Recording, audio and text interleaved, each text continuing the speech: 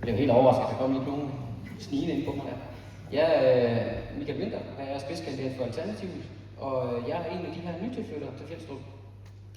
Og en af årsagerne til, altså jeg er født og opvokset i Haderslev på Storegade, men flyttede for mange år siden til Moldrup og har boet der i 20 år. Men derude, der er foreningslivet dødt. Vi har ingen handel, vi har ingen købmand. Så det er nogle af de bevæggrunde, der gjorde, at vi valgte Fjelstrup til. Og jeg kommer med en rigtig stor familie, for jeg har 6 drenge.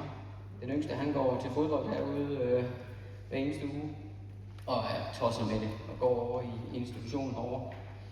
Så noget af det, I kan herude i Fjelstrup, med jeres sammenhold, og de ting, I foretager herude, jeres frivillige brandværn er meget aktivt med at lave mad også. Det kan vi godt lide, når en sådan stor børnefamilie, så er det ikke altid, man lige har overskud til at koge hver eneste dag.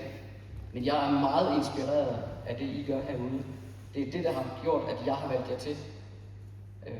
Og hele det her sammenhold, det er også noget, som vi forsøger at støtte så meget som overhovedet muligt i kommunen. Fordi I viser vejen, og det skal de andre lokalsamfund, det skal de lære noget af, hvis vi på nogen måde kan banke det ud på dem. Det gør også, at I får mere vækst herude. Vi kan jo se, at I får flere børnefamilier til, I får flere andre familier til os.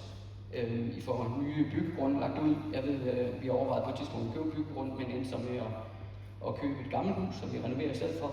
Det er også meget grønnere. Og så udover det, så prøver Alternativet på at gøre Haderslev grønnere. Vi er meget mere for vild natur, og så skal vi også have den her grønne omstilling i gang, men den skal være socialt retfærdig. Det vil sige, det skal ikke bare være en landmand, der tjener på de her store solcellemarker.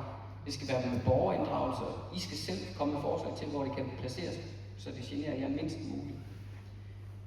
Udover det, så vil jeg bare sige, at det bedste, I kan gøre for nytilflyttere herude, det er at vælge Vindby Rødt.